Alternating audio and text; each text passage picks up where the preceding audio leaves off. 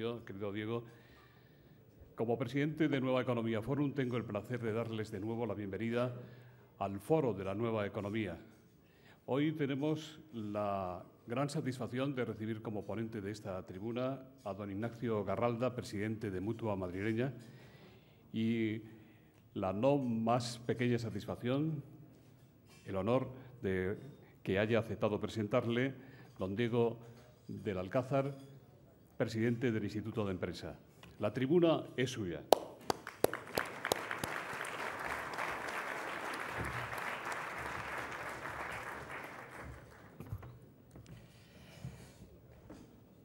Buenos días, señoras y señores. Hace algunas semanas, Ignacio Garralda, evidentemente buen amigo, me sorprendió pidiéndome que fuese yo quien hiciese su presentación en este prestigioso foro. A la vez que oía sus palabras, pensé que esa gran persona y brillante gestor que es José Luis Rodríguez había conseguido, por medio de Ignacio Garralda, lo que el presidente del Foro de la Nueva Economía no había conseguido hasta ahora, y me sonreí interiormente. Inmediatamente pensé que la razón por la que no le estaba dando una negativa a Ignacio Garralda era porque me pedía algo fácil y además era apetecible, que era hablar de Ignacio Garralda, que tiene mucho contenido, e introducir una conferencia que seguro que va a ser una conferencia buena y además muy interesante. El tercer pensamiento al que llegué simultáneamente, de esos pensamientos que se agolpan cuando está recibiendo una información, y estaba repentizando de alguna manera la petición de Ignacio Garralda, me producía de nuevo una sonrisa, porque Ignacio me decía: tienes unos 7 minutos, habla medio minuto de mí y el resto habla de la economía. Evidentemente hoy estamos aquí porque queremos escuchar a Ignacio Garralda y, por lo tanto, mis palabras van a dirigirse a su persona, a su trayectoria y, si estoy acertado, a poner delante de ustedes aquellas características del ponente que para mí evidentemente son muy obvias, pero que me gustaría compartir con todos. Ignacio Garralda, presidente de la Mutua Madrileña, sabemos que es licenciado en Derecho, que fue corredor de comercio, agente de cambio y bolsa, fundador de Asesores Bursátiles, fundador de la Fundación Lealtad y empresario de muchas actividades que van desde el cine, la restauración, el agua embotellada, etcétera. La trayectoria de Ignacio Garralda es, por tanto, brillante, sólida, emprendedora y todas aquellas cosas que hacen a una persona como él ser muy reconocible. Sin embargo, a mí me gustaría trazar alguna línea transversal complementaria en la actividad de Ignacio Garralda a lo largo de su vida. Lo primero que quiero decir es que a Ignacio le gusta hacer bien las cosas. Siente satisfacción por hacer sin que se note el bien. Y todo esto le gusta hacerlo bien, discretamente, que no moleste, como les decía antes, que si es posible no se note. Ignacio Garralda es una persona que ejerce la generosidad con sus entornos, siempre que pueda ser extremadamente discreto y poco agobiante para el que recibe. Sus ámbitos, como les decía, son los suyos: la familia, sus amigos, gentes con las que se ha topado o están en un entorno en el que pueda notar la posibilidad de favorecerles o echar una mano. Pero de nuevo, y lo repito, siempre que pueda pasar su generosidad desapercibida. Estas palabras mías hoy suponen para él un inconveniente, puesto que estoy objetivando algo que él prefiere tener en lo subjetivo, en el silencio, y si puede en un agradecimiento corto que no le haga sentirse incómodo. Le pido perdón por esta intromisión, pero difícilmente puede comprenderse su personalidad sin esta característica. Ignacio es siempre un hombre innovador.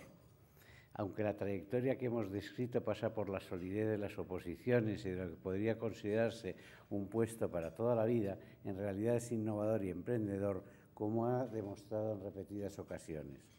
Siendo corredor tras las transformaciones de los agentes, no se queda en la actividad que esa circunstancia le depara, sino crea la empresa que fue absolutamente innovadora de Asesores Bursátiles con sus socios Salvador García Tance y Pedro Guerrero.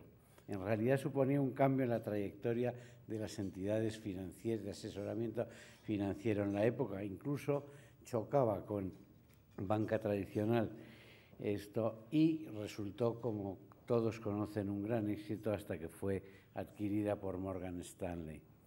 Como lo son todo otro conjunto de actividades que podríamos llamar menores o menos notorias y en las que Ignacio se ha metido a lo largo de la vida. Otra característica de Ignacio Garralda lo constituye la coherencia. Es una coherencia tanto desde el punto de vista personal como de la actividad empresarial. Su empeño es interrelacionar empresas y sociedad, vida privada y vida pública. Ignacio Garralda siempre dice que contradicciones las mínimas, solo aquellas que sean necesarias para sobrevivir. Otra característica en su vida es la búsqueda de la transparencia. La transparencia la entiende como un requisito de la actividad pública y empresarial que debe ser ejercido de modo natural e ineludible.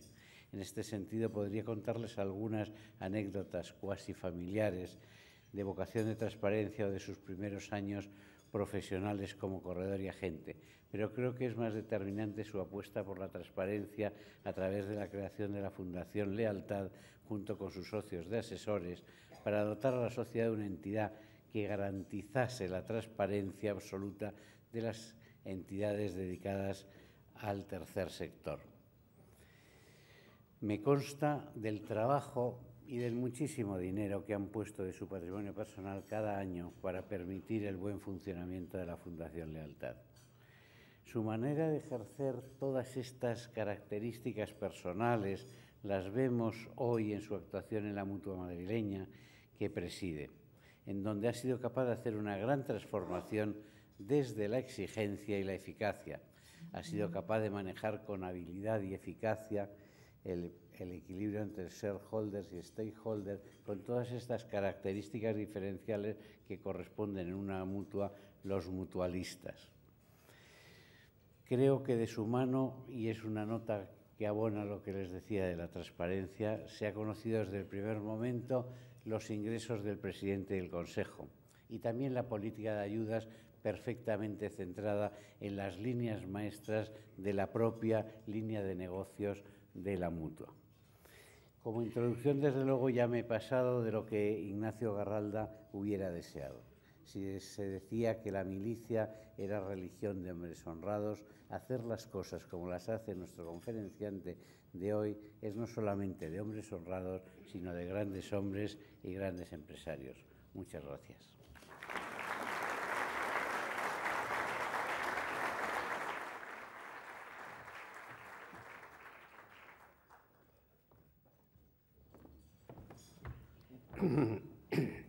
Buenos días a todos.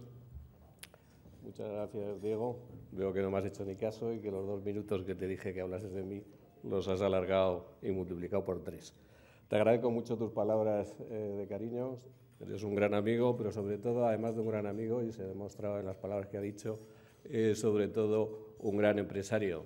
La verdad es que lo que ha hecho Diego con el Instituto de Empresa, hoy llamada IE, realmente es digno de admiración, porque es la escuela de negocios de las más reputadas del mundo y no cabe duda de que haberlo hecho él solo, con todo su equipo, pero él solo impulsando, sin lugar a dudas, él debería estar aquí hoy dirigiendo las palabras, pero es imposible convencerlo de que lo haga. Algún día José Luis Rodríguez lo conseguirá. Y muchas gracias también al presidente de Nueva Economía Forum, José Luis Rodríguez, por su amable invitación a dirigirme hoy a todos ustedes, una oportunidad que me satisface enormemente por el prestigio de esta organización de debate que me consta ha constituido José Luis con gran esfuerzo y profesionalidad. Les agradezco a todos su presencia. Me reconocerán ustedes que el título de mi exposición, Mercados, Confianza y Transparencia, no puede ser más oportuno en cuanto al momento escogido para su desarrollo. Solo por eso creo tener garantizado su interés en los próximos minutos. Los que ya tenemos algunos años hemos pasado varias crisis económicas a lo largo de las últimas décadas, pero parece aceptado por todos que la actual tiene una severidad y un ámbito mucho mayores que las hasta ahora vistas. La razón estriba en que es la primera vez que la crisis que vivimos en nuestro país se produce en un contexto de globalización y en una época en la que nuestra pertenencia al euro nos hace especialmente vulnerables a las políticas de terceros países. El fenómeno de la globalización ha sido en los últimos años objeto de profundos debates centrados en su mayor parte en sus consecuencias para el comercio, el desarrollo económico y el estado de bienestar de los países. Sin embargo, este enfoque ha dejado paso a otro más inquietante, que se ha puesto de manifiesto a raíz de la actual crisis financiera: la relación de fuerzas entre globalización, mercados financieros y democracia.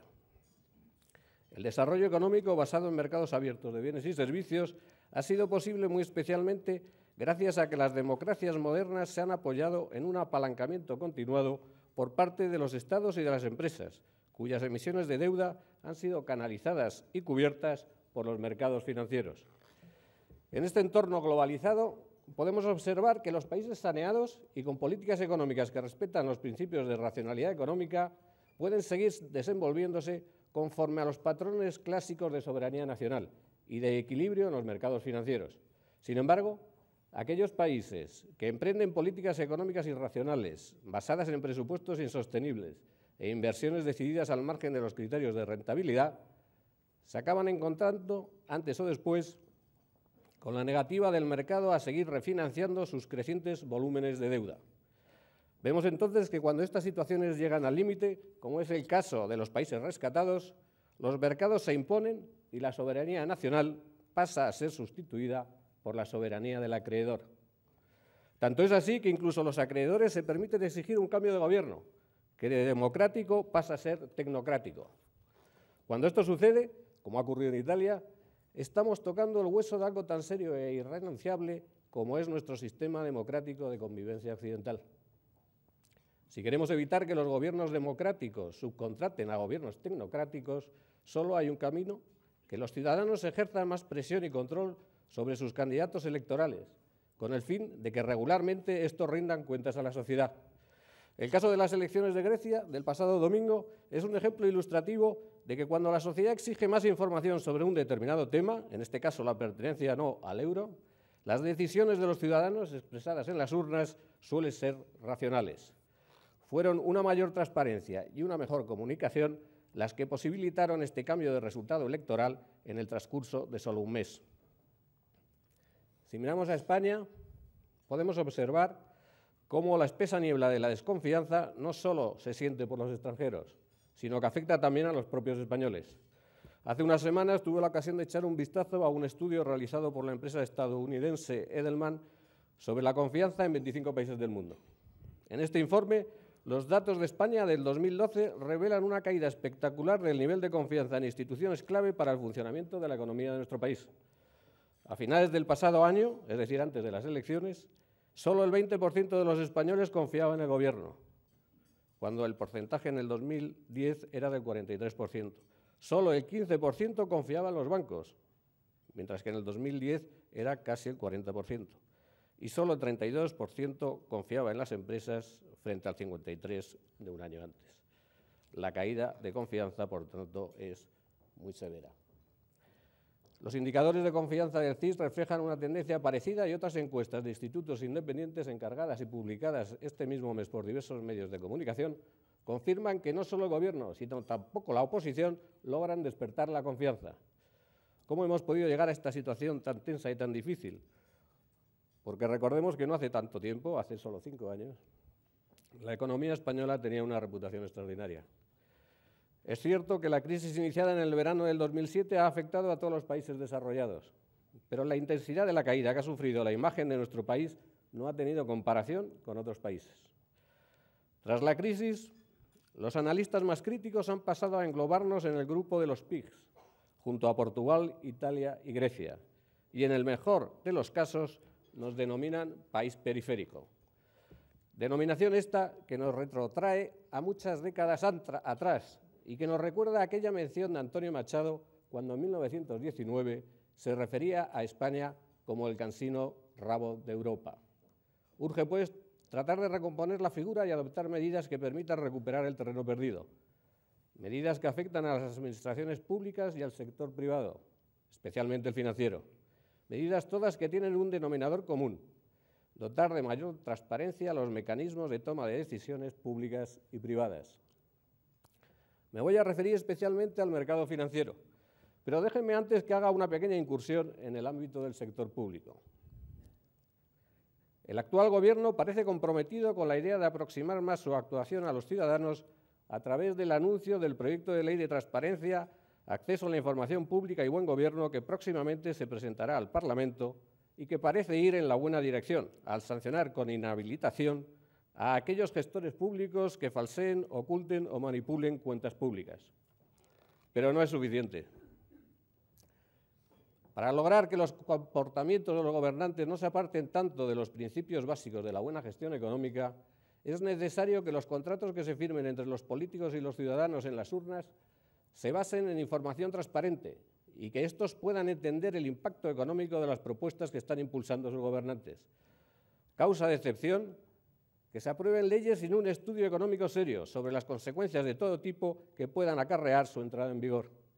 Existe una disposición legal, recogida en el artículo 22 de la Ley del Gobierno, que exige una memoria económica del coste de la aprobación de una ley, pero como todos podemos observar, su falta de aplicación real es clamorosa.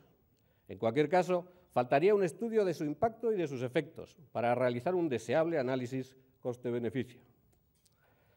Indro Montanelli, en su Historia de los griegos, nos contaba cómo en la Grecia ateniense quien presentaba una proposición era responsable de la misma, en el sentido de que al cabo de un año de su adopción, si los resultados habían sido negativos, además de anular el acuerdo, se podía multar al autor de la propuesta.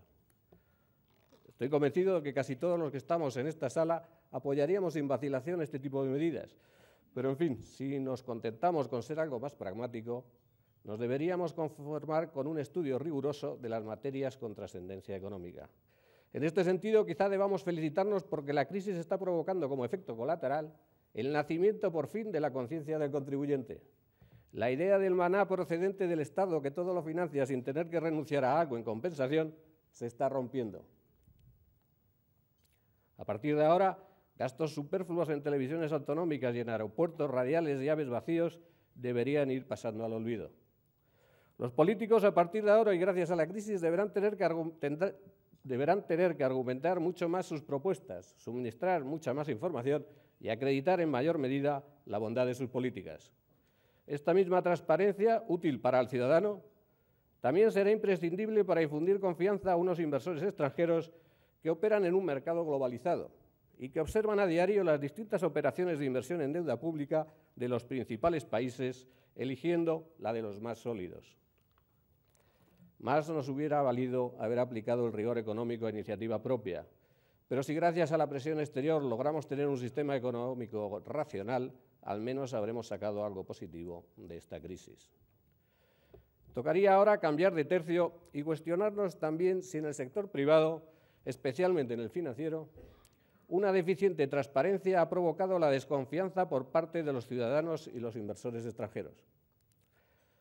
Para ordenar mi exposición, que como van a comprobar va a ser bastante clara y directa, me referiré primero a la transparencia de la reforma financiera. En segundo lugar, aludiré a la transparencia en la comercialización de los productos financieros. Y finalmente haré mención a la transparencia del gobierno corporativo en las empresas españolas.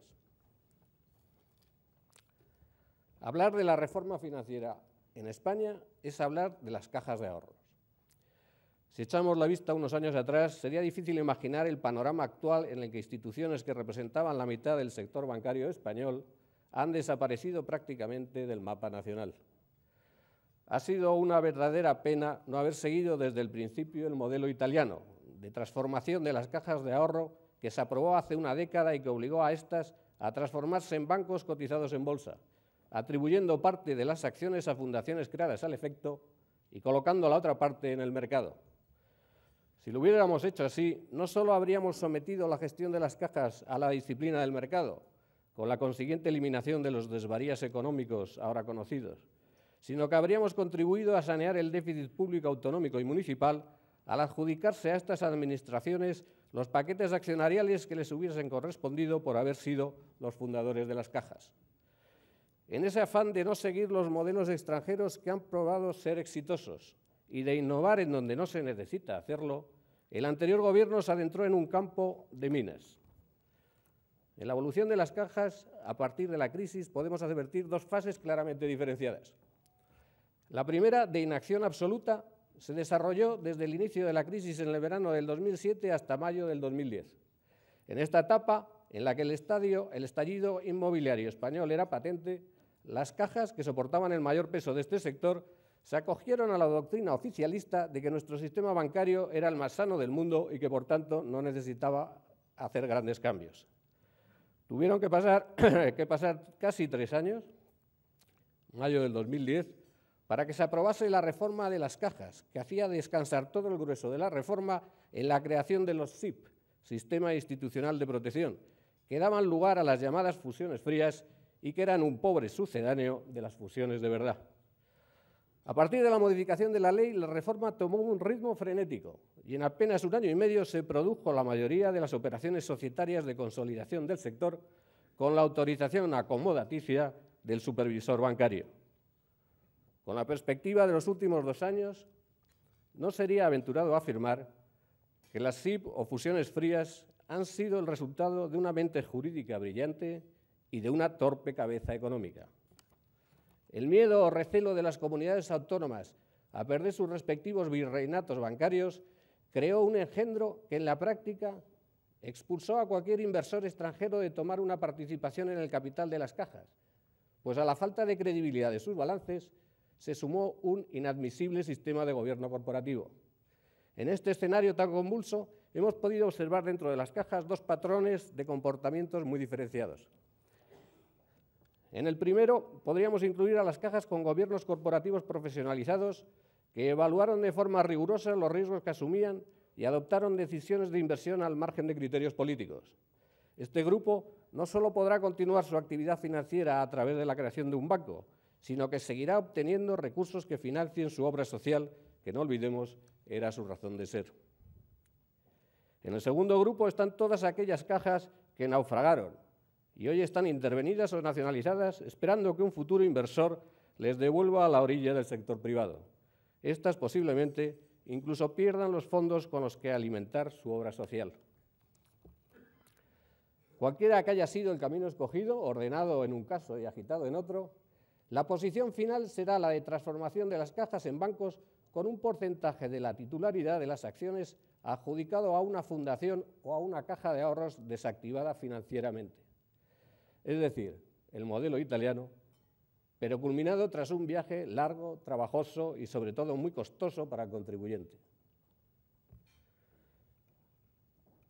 Ante la imposibilidad de reforzar sus recursos propios a través de inversores institucionales extranjeros que no querían saber nada de este asunto tal y como estaba diseñado, solo les quedaba a las cajas mirar dentro de nuestras fronteras, con la esperanza de encontrar en la red los recursos que aquellos les negaron, tendencia que también fue seguida por algunos de los bancos. Enlazamos así con el segundo apartado al que antes hacía referencia, la transparencia en la comercialización de los productos financieros.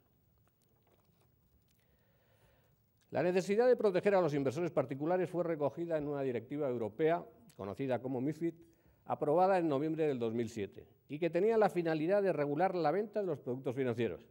Con este enfoque, la normativa clasifica los productos en complejos y no complejos, y exige para comercializar los complejos la realización previa de un test de conveniencia que evalúe la cultura y experiencia financiera del potencial inversor, con el fin de concluir si el producto en cuestión es o no conveniente para él. El caso de las participaciones preferentes, que está clasificado como producto complejo, revela que el sistema de protección a los pequeños inversores no ha funcionado como la MiFID pretendía y que sus prescripciones, aun siendo bien intencionadas, han tenido un alcance muy corto. El propio ministro de Economía ha señalado repetidamente que la CNMV no veló suficientemente por los intereses de los inversores.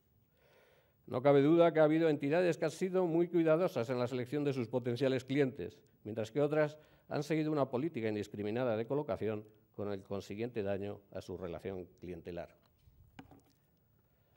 Posiblemente hubiese sido más prudente no haber autorizado la colocación de preferentes a los particulares, o de permitirse al menos obligar a las entidades a efectuar un test de idoneidad que para determinados supuestos contempla la MiFID y que añade además un estudio de su patrimonio personal y otro adicional de su aversión al riesgo. Las entidades de crédito han hecho estos 2 últimos años y siguen haciéndolo en la actualidad verdaderos esfuerzos para solucionar esta delicada situación. Las operaciones de canje de estos activos, que totalizaban 22.000 millones de euros en el 2011, por otros de menor complejidad han sido muy variadas. Conversión en depósitos, en deuda subordinada, deuda senior, obligaciones convertibles o finalmente en acciones. La gran mayoría han valorado las preferentes al 100% de su valor nominal cuando los mercados secundarios cotizaban con descuentos del 50% de media. Estas condiciones muy favorables de conversión, que reflejan implícitamente un cierto acto de contrición por parte de las entidades, están siendo muy bien acogidas por los tenedores de las preferentes, que verán compensadas en gran parte las pérdidas latentes de su inversión. La nueva estrategia bancaria de solucionar el problema de las preferentes tiene que ser reconocida y aplaudida por el mercado, aunque en la mayoría de los casos suponga una cierta dilución del valor para el accionista, algo, por otra parte, consistente con su posición de mayor tomador de riesgos. Este nuevo planteamiento de resolución del problema de las preferentes es imprescindible para que las entidades de crédito recuperen el desgaste reputacional que han sufrido. Nunca en España temas financieros de esta índole habían tenido tanta repercusión mediática con programas monográficos de televisión en horarios de máxima audiencia. La confianza de los clientes en sus bancos es una pieza fundamental para el correcto funcionamiento del sistema financiero, especialmente el español, en el que la red de sucursales, con una capilaridad enorme, posibilita la distribución de productos financieros a los puntos más alejados de nuestra geografía. Junto a las participaciones preferentes, se ha producido este último año otro foco de preocupación que ha dañado la imagen del sistema financiero español: la salida a bolsa de Bankia, acontecimiento que no solo ha afectado a la entidad emisora, sino que ha salpicado a todo el sistema. Me permitirán ustedes que no haga ninguna consideración sobre esta operación en concreto, dado que ha entrado en una fase judicial que se anticipa larga y compleja.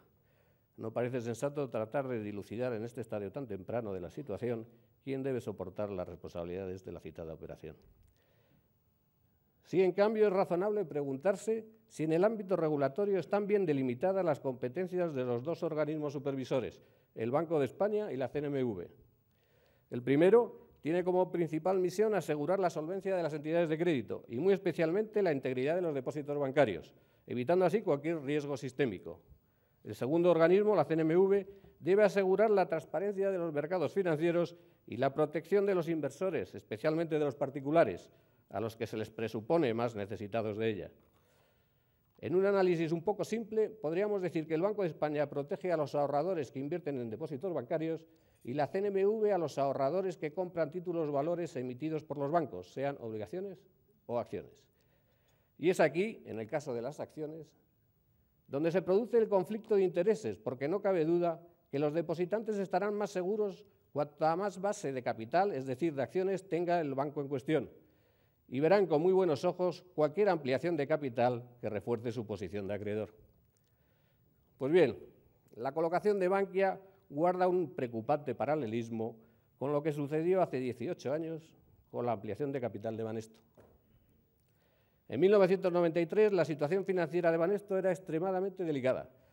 Con el fin de potenciar sus recursos propios se autorizó una macroampliación de capital en julio de aquel año. Los fondos generados, sin embargo, no fueron suficientes y finalmente en diciembre se nacionalizó el banco, ocasionando una ingente pérdida a los accionistas que 6 meses antes habían acudido a la ampliación. Casi 20 años después, hemos contemplado un proceso muy parecido. Un banco sistémico con muchos problemas, una macrocolocación en bolsa, una nacionalización a los pocos meses y un derrumbamiento de la cotización en bolsa. ¿Qué pasó entonces y qué ha pasado ahora? No quiero ser simplista y hacer recaer el resultado en un solo factor, seguro que hay muchos. Pero convendrán conmigo que parece que en el difícil juego de equilibrar intereses existe en nuestro sistema financiero un sesgo favorable a las entidades sistémicas, como Banesto y Bankia, en detrimento de los pequeños ahorradores.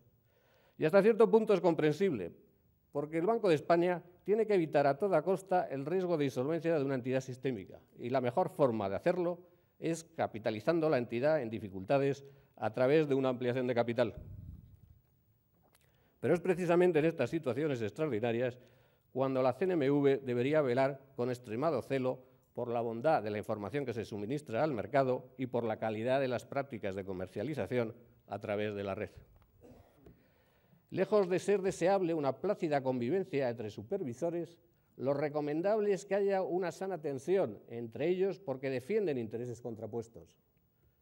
Es en este punto donde, a mi juicio, La ley adolece de un defecto que convendría subsanar, pues por imperativo legal, el subgobernador del Banco de España forma parte del Consejo de la CNMV y, en reciprocidad, el vicepresidente de la CNMV forma parte del Consejo del Banco de España. Para más INRI, la ley prescribe que el secretario general del Tesoro y Política Financiera forme parte del Consejo del Banco de España y del Consejo de la CNMV. Existen, pues, 3 miembros de los 7 que componen el Consejo de la CNMV que se sientan en el Consejo del Banco de España. Por mucho que sean unas personas extremadamente equilibradas, que seguro que lo son, es imposible hacer abstracción de la gran losa de preocupación que les debe suponer lidiar con una posible insolvencia de una entidad sistémica.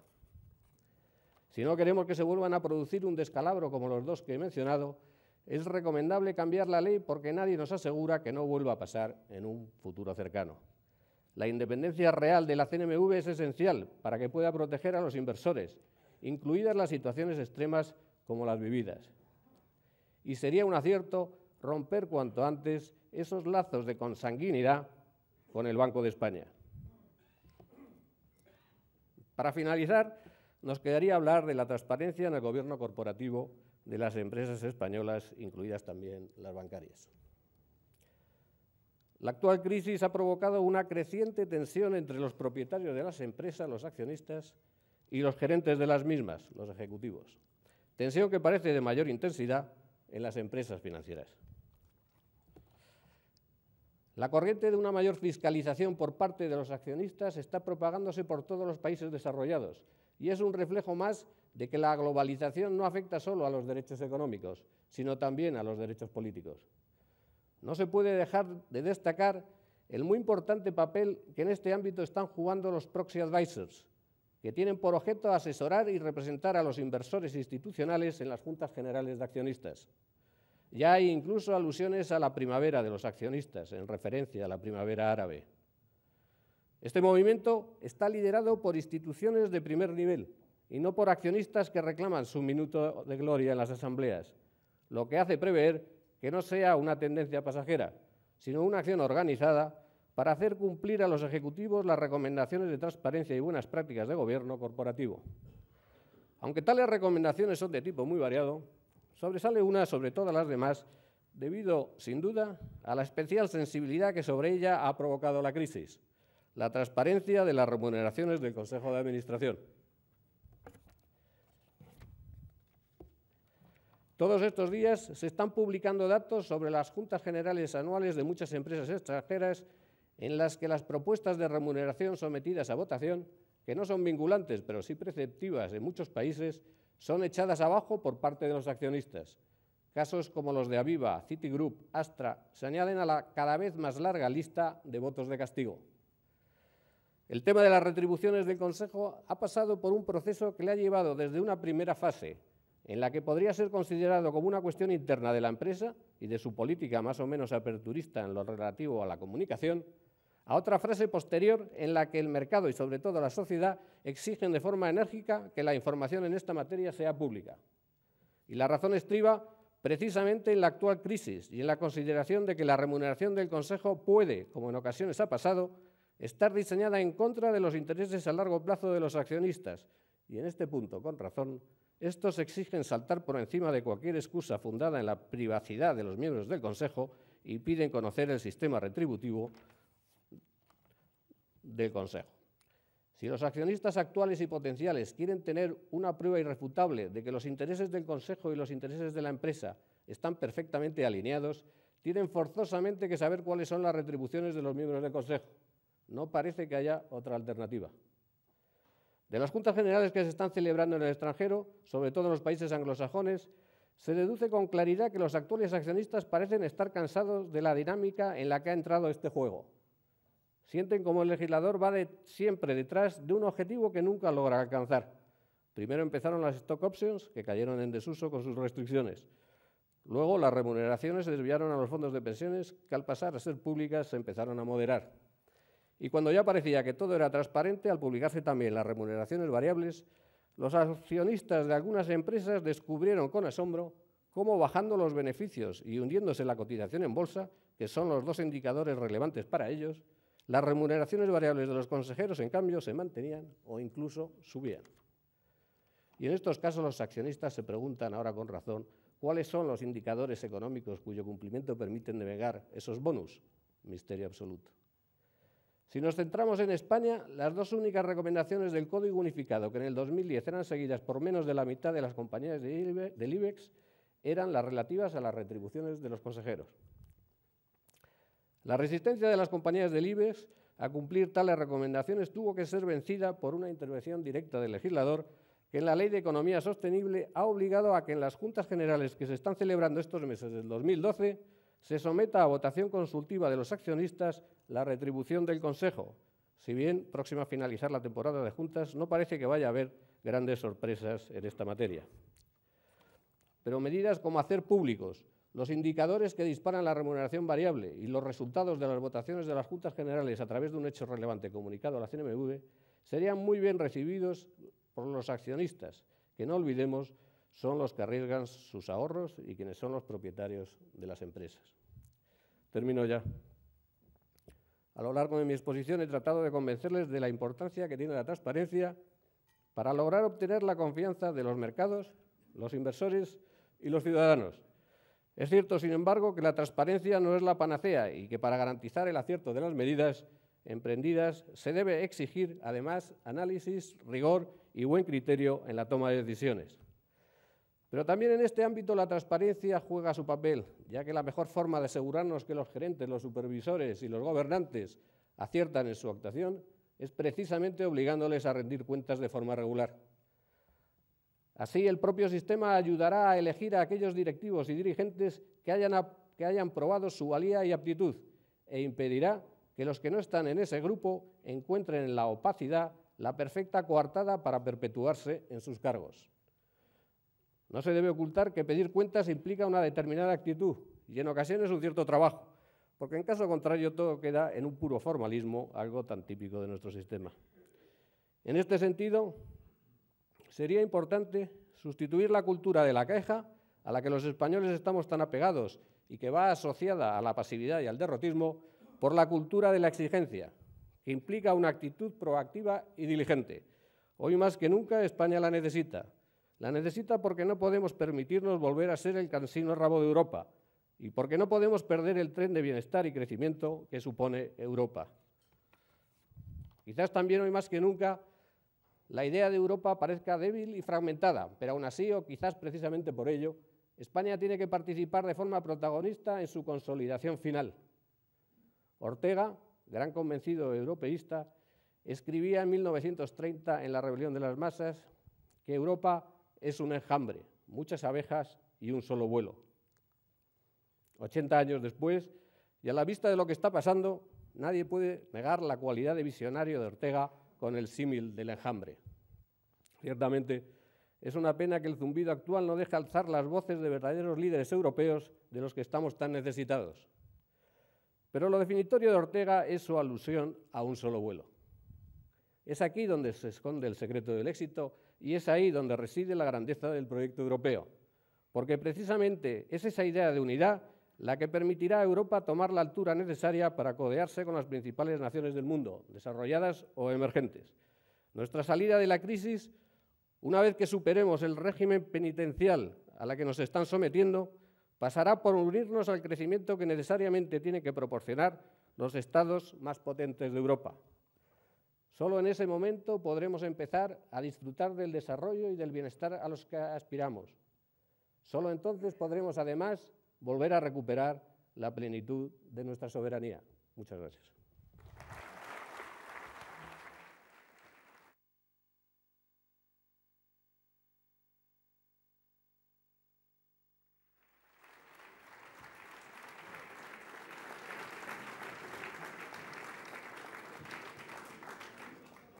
Muchas gracias.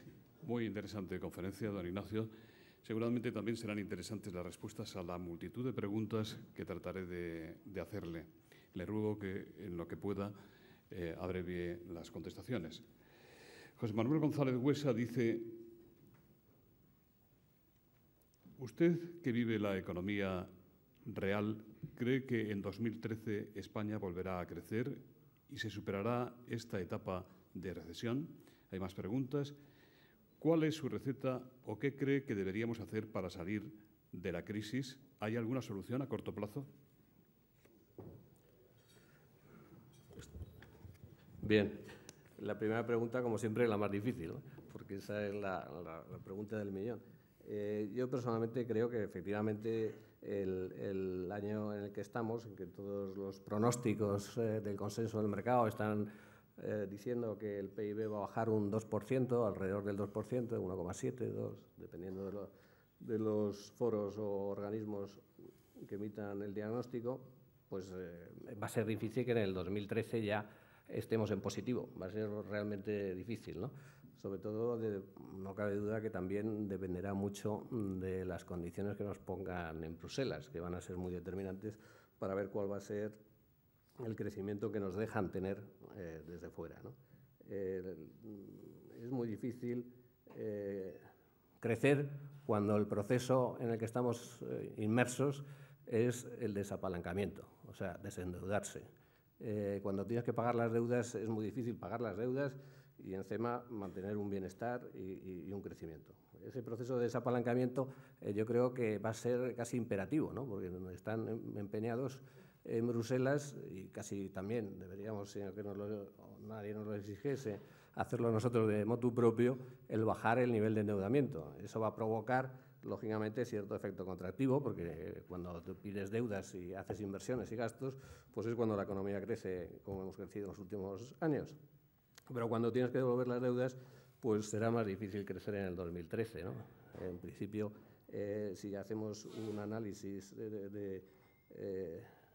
compensado, que es el punto de equilibrio difícil, el desapalancarse y crecer con una política de crecimiento que deberían liderar no solo nosotros, sino básicamente Bruselas, que son las que tienen capacidad de subir para arriba en bienestar y en crecimiento. Si los países locomotora, como es Alemania, tratamos de que aumenten su consumo interior y que nosotros logremos aumentar nuestras exportaciones, sobre todo a Europa, y si puede ser Alemania, mejor, pues nos sería más fácil a través del sector exportador aportar dosis de crecimiento a nuestra economía, que debe estar girada básicamente en la exportación.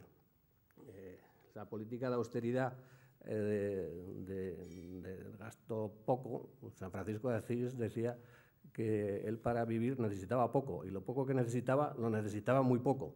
Pues parece que Merkel sigue un poco la política franciscana y que ella necesita muy poco para vivir, pero los demás nos gustaría tener algo más de crecimiento incorporado a nuestro modelo de desarrollo. Muchas gracias. Santiago de la Cruz dice: la evolución de la prima de riesgo está perjudicando a las compañías de seguros. Por lo que usted sabe, ¿qué valoración puede hacernos de la norma que está preparando la Dirección General de Seguros, con aportaciones de UNESPA, para reducir los efectos automáticos de los movimientos de rating? También le preguntan qué le parecen las rebajas permanentes que las agencias de rating hacen de los bancos españoles, si están justificadas o no. El tema de las agencias de rating es un tema que yo creo que es uno de los temas más importantes que hay en la actual crisis, ¿no? Porque no hay que echarle toda la culpa a ellos, pero las empresas de rating, con el conflicto de intereses que tenían inicialmente en el origen, sobre todo en la crisis americana de la subprime, pues se vio claramente que estaba mal regulada toda esa parte de la actividad financiera, porque las agencias de rating calificaban las emisiones y al mismo tiempo la misma firma asesoraba cómo colocar esos productos dentro de las redes bancarias o de otras entidades o financieras.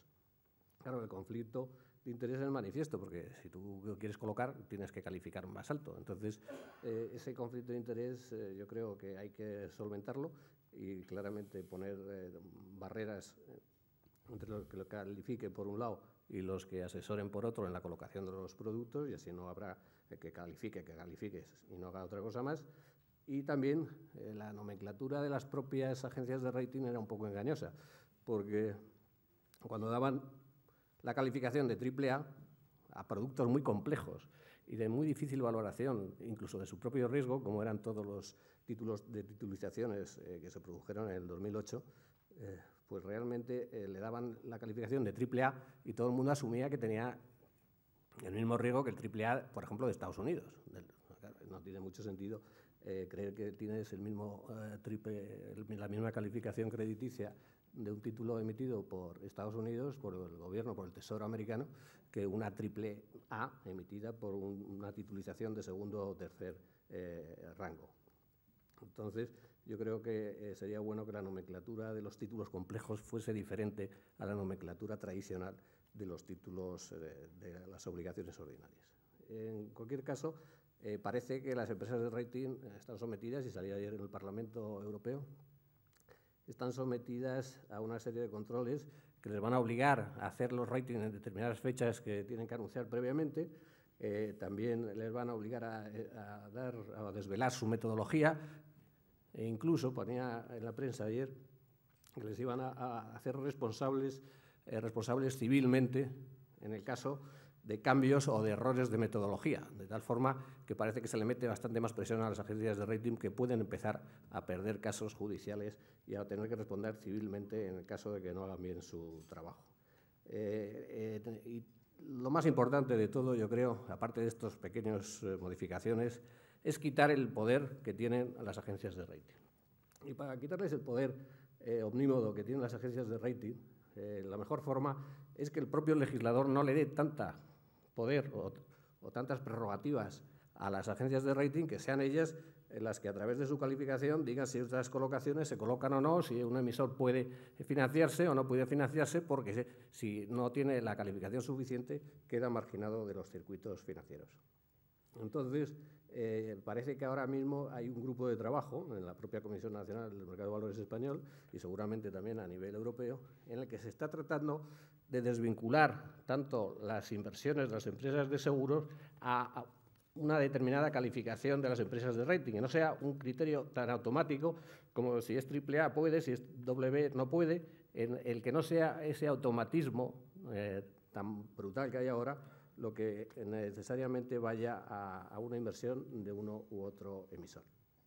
Y yo creo que en la medida de que se le rebaje ese poder a las agencias de rating y que sean los emisores que están buscando cuáles son los indicadores para los que hay que poner o encontrar para que los grandes inversores, como las empresas de seguro, puedan invertir con seguridad, pero sin tener que pasar por el peaje de las agencias de rating, en la medida que lo encontremos, yo creo que habremos avanzado mucho en este problema. Alfredo Prieto dice: las compañías aseguradoras son consideradas los parientes pobres del sistema financiero español. ¿Qué impacto tendrá en la mutua y en el sector en general las condiciones del rescate de la banca española? ¿Cómo va a evolucionar, en su opinión, el panorama de bancas seguros en España, como consecuencia especialmente de la reestructuración de las cajas de ahorros, muchas de ellas vinculadas en exclusiva a compañías aseguradoras concretas?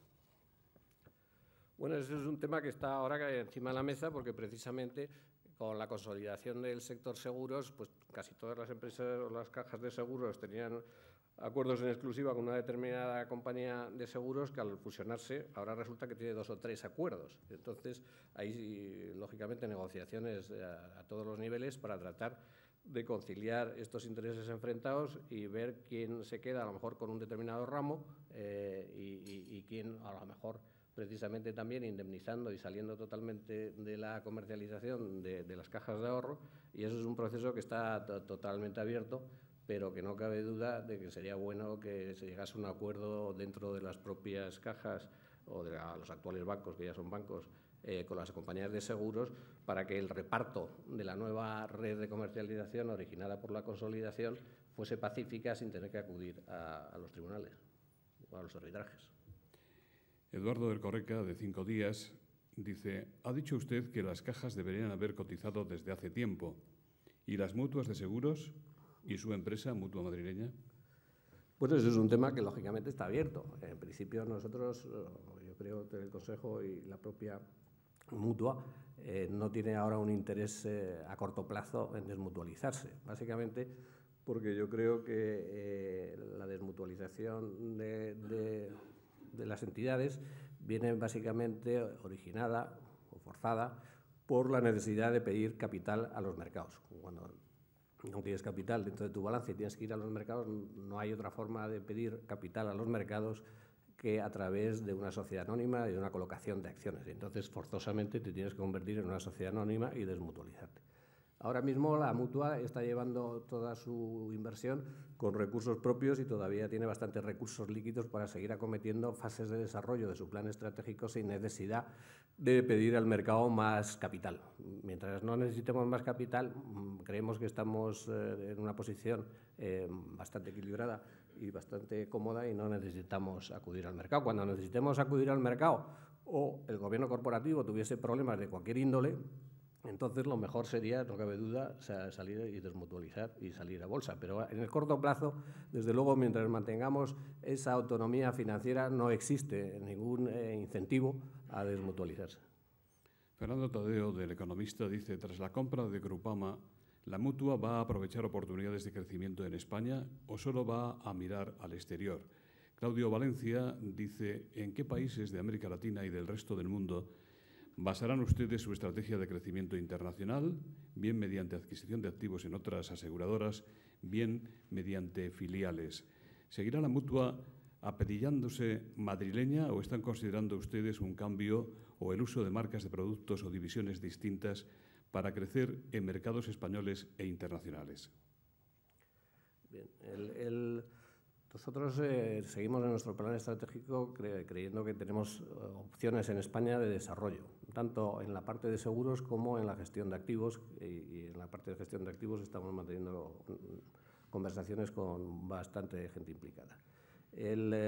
Pero también en seguros no cabe duda que la operación que hicimos con la Caixa fue de mucha envergadura, porque fueron 1.000 millones de euros, y que lo importante ahora es consolidar esa operación y esa integración dentro de la estructura de la Mutua, y estamos muy focalizados en ese tipo de trabajo.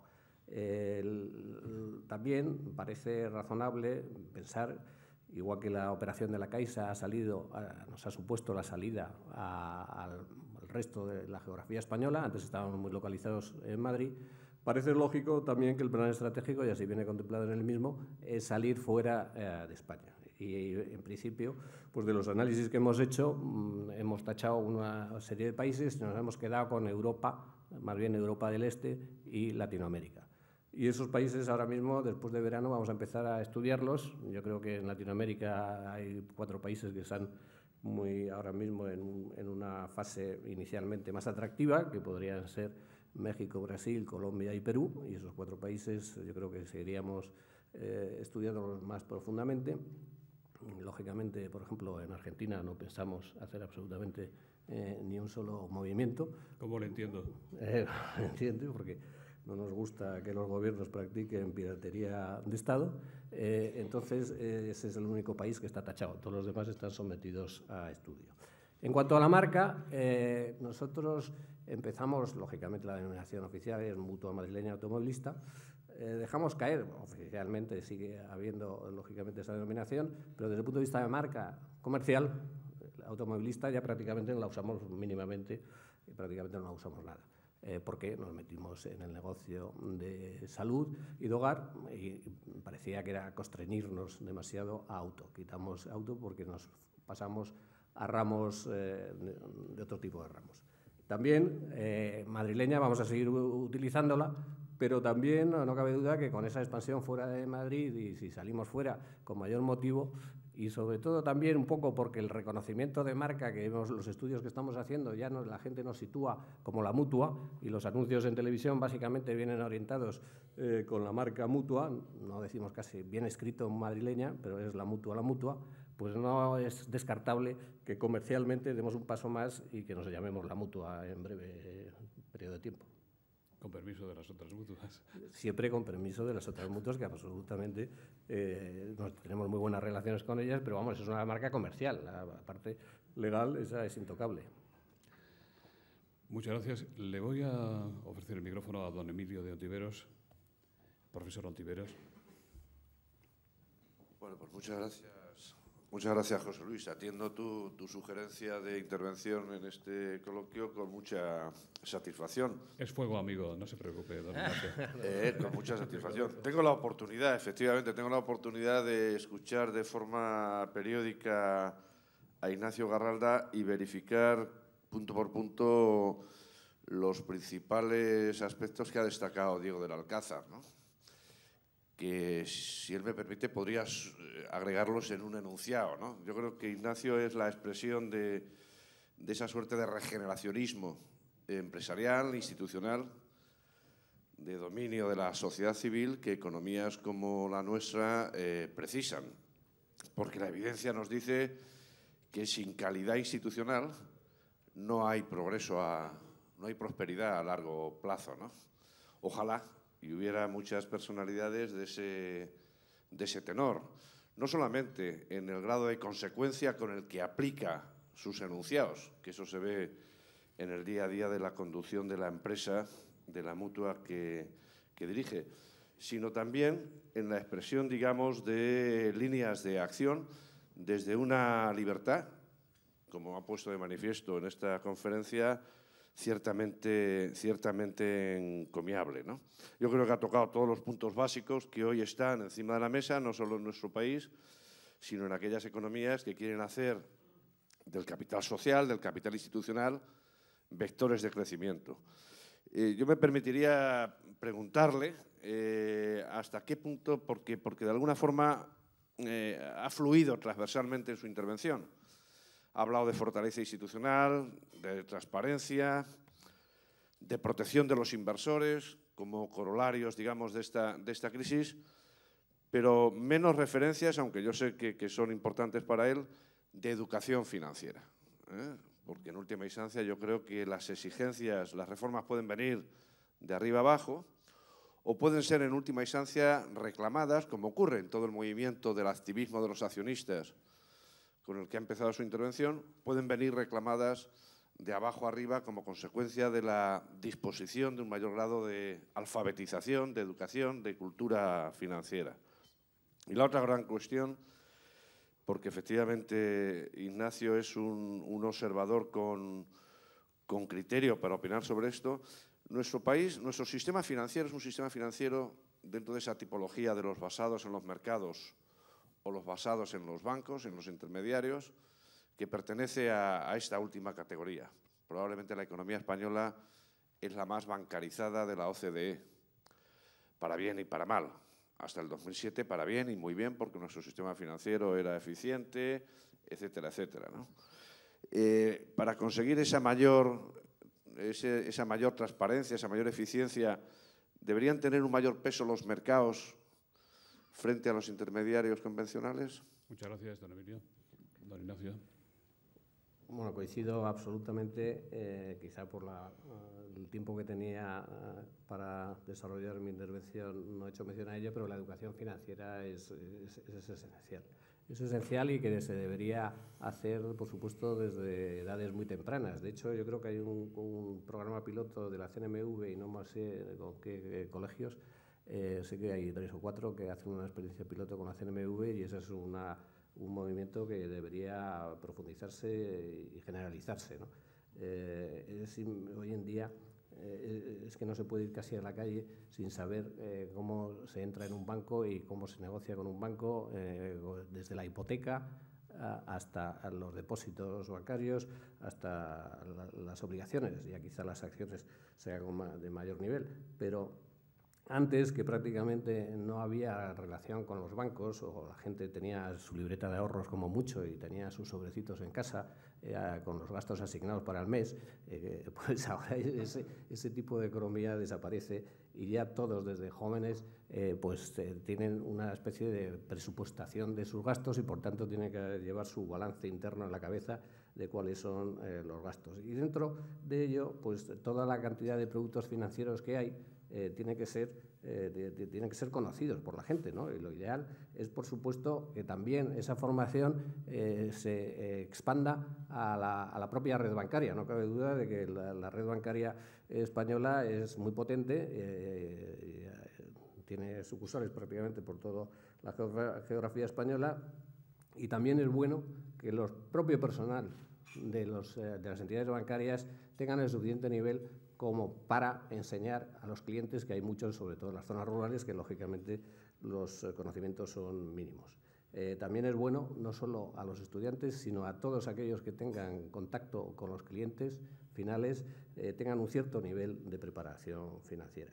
Pero yo creo que ese es un camino que hay que iniciarlo ya, que me imagino yo que habrá que cambiar algún tipo de programa sin crear una asignatura que se llame matemáticas financieras, pero sí un mínimo concepto de cómo vivir en nuestra economía, que está es muy tecnológica, pero desde el punto de vista financiero yo creo que los jóvenes dominan la tecnología mucho más que nosotros, desde luego, por lo menos que yo, pero en cambio en los temas financieros les sigo viendo con bastante falta de conocimientos, y eso yo creo que se debería suplir.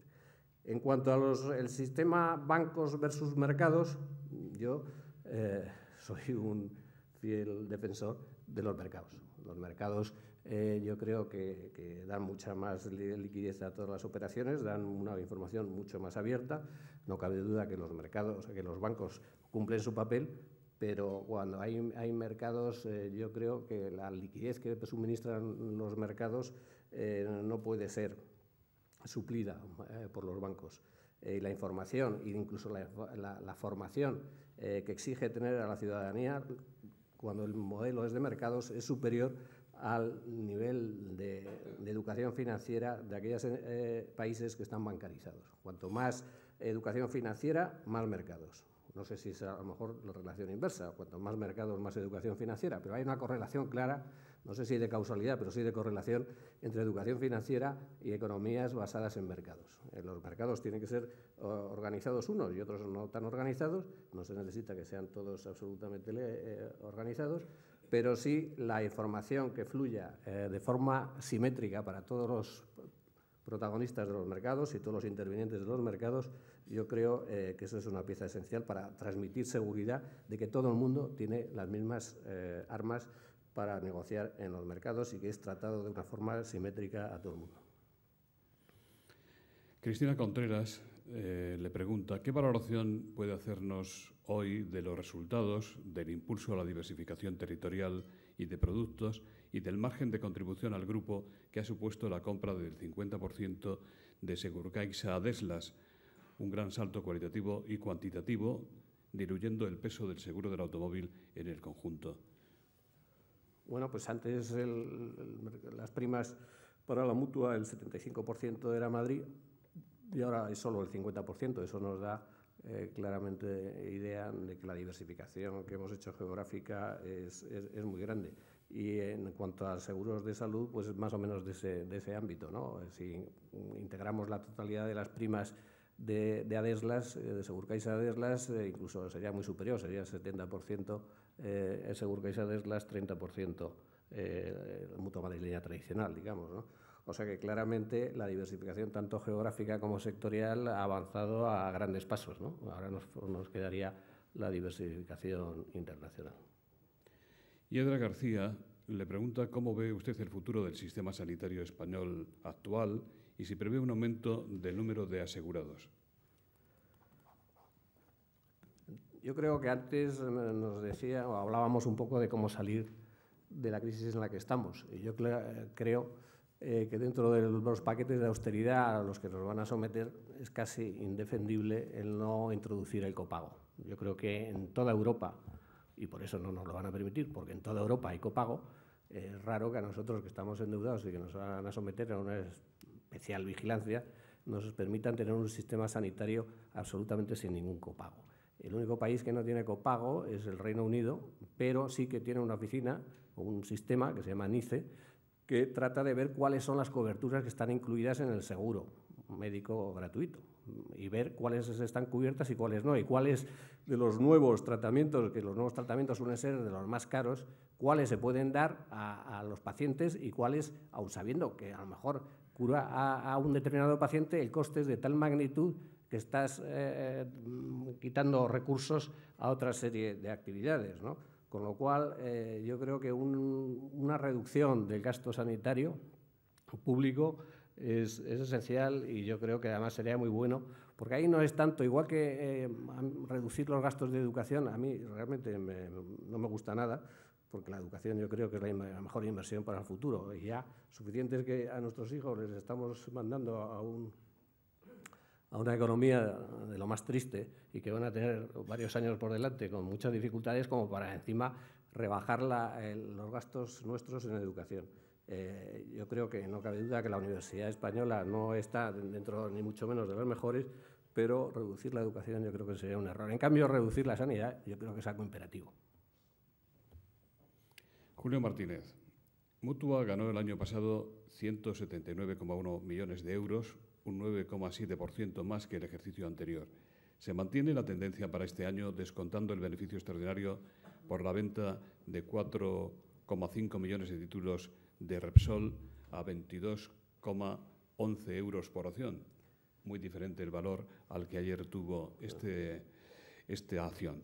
Visto lo visto, hay que felicitarle por su olfato y sentido de oportunidad al decidir la venta y por cómo ha reinvertido su producto, aunque mantengan en la petrolera el 0,8%. Bueno, efectivamente, nosotros teníamos el 2% de Repsol y hemos vendido una primera fase, vendimos el 0,8 a 21 a 22 y en enero pasado vendimos el 0,4 a 22 también, ahora está a 12, o sea, no cabe duda de que vendimos antes, o vestimos bastante antes de la nacionalización de YPF por parte del gobierno argentino, que ha hundido la cotización de Repsol. En ese sentido lo hemos hecho bien, lo podríamos haber hecho mejor, podríamos haber vendido todas, pero no lo hicimos. Y por eso un poco cuando antes en mi intervención que he hablado de piratería de Estado, pues era un poco porque estaba dolido. No tengo nada contra los argentinos, pero sí contra el gobierno actualmente argentino, ¿no? Nuestras previsiones para este año es crecer ligeramente en beneficio, que esté alrededor de 180 millones, 185, o sea, crecer modestamente un 5%, y por ahora vamos camino de alcanzar esa meta y yo espero que a final de año podamos seguir con esa senda de crecimiento. Pese a la crisis y a la caída de las ventas, el número de pólizas de Mutua en el ramo del automóvil aumentó un 20%, situándose en 2,28 millones.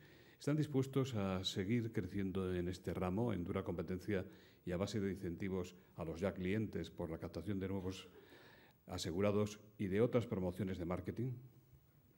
Nosotros somos muy activos en el cuidado de nuestros mutualistas. De hecho, el ratio de fidelidad de los mutualistas es del 94%, o sea que realmente solo se va el 6%, mientras que el mercado, aunque no hay una cifra oficial, pero más o menos se cree que está alrededor del 18 o 20% de caída anual. O sea que nosotros estamos en un tercio de caída. Y eso es porque los mutualistas están francamente cómodos en la mutua. Seguramente que habrá en algunas pólizas empresas que den unos servicios o unas primas, unas coberturas más baratas que la nuestra, seguramente lo habrá, pero el servicio que prestan no tiene absolutamente nada que ver con eso, porque ahora mismo en momentos de crisis el mercado ha caído en autos alrededor de un 5% y nosotros estamos decreciendo un 0,7, un 0,8, o sea que estamos ganando 4 puntos a la media del sector, y lo cual quiere decir que estamos ganando cuota de mercado en un sector tradicional nuestro y en un sector en que todas las empresas de seguros nos miran y tienen en su plan, en su mesa de trabajo, todas las cifras de la mutua para tratar de atacar a la mutua, sobre todo en Madrid. En Madrid tenemos el 40% del mercado, es una cuota realmente altísima y que pocas empresas pueden tener en su sector respectivo un 40% de cuota, pero estamos empeñados y cada consejo de administración dedicamos la mitad del tiempo a ver cómo podemos aumentar o por lo menos mantener la fidelidad de nuestros mutualistas. Julio Vidal se interesa por conocer su opinión, su criterio sobre la política de inversiones de Mutua en edificios y en el sector inmobiliario. ¿Con qué criterios están valorando ustedes los edificios de la Mutua, teniendo en cuenta la caída de los precios, especialmente en Madrid, cuya caída, el ejemplo más notable, ha sido la venta de Torre Picasso? Y también sobre el valor de los alquileres que está... La política de la Mutua desde su inicio ha sido muy conservadora en sus inversiones. y que prácticamente volcada en inversiones inmobiliarias. Tenía también renta fija, pero básicamente era renta fija y sobre todo inversiones inmobiliarias, prácticamente exagero. Pero vamos, hay muchos edificios en la Castellana que son de la Mutua, porque era una política que se ha demostrado ser muy eficiente, y con el paso del tiempo hay revalorizaciones y plusvalías latentes en los balances de la Mutua muy altos. Nuestra tasación, en eso, y siguiendo un poco digamos, la tendencia de la transparencia, es hacer tasaciones todos los años en diciembre. Todos los años en diciembre se hace una tasación con carácter anual. La legislación solo obliga a hacerla de forma trianual. Y la semana pasada, o no sé, el mes pasado, la actual directora general de seguros dijo que están pensando en hacerla bianual. Nosotros ya la tenemos anual, o sea, yo creo que no cabe duda que no hay mucho sentido, sobre todo con la caída de los inmuebles, en hacerla cada 3 años, porque no transmite una imagen fiel, ni mucho menos del balance.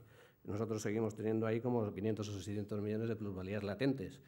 Tenemos un edificio que no cabe duda que tiene sus problemas de comercialización, que es la Torre de Cristal, pero todos los demás, quitando esos, los tenemos prácticamente ocupados al 95-97%, y estamos tratando de mantener a los inquilinos, básicamente porque nos hemos gastado bastante dinero para que fuesen unos edificios Mutua de primera calidad de nivel. Pues ya finalizamos con esta pregunta.